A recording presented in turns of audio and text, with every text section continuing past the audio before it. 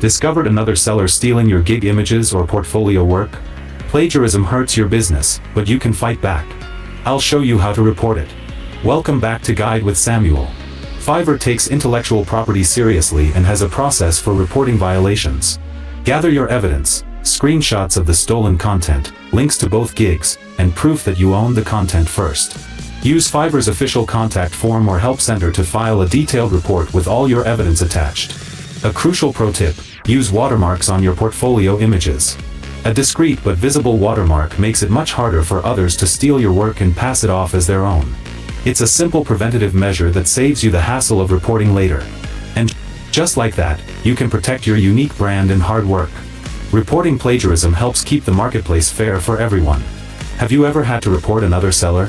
For your final question, subscribe for our next video on how to verify your Fiverr identity. Thanks for watching.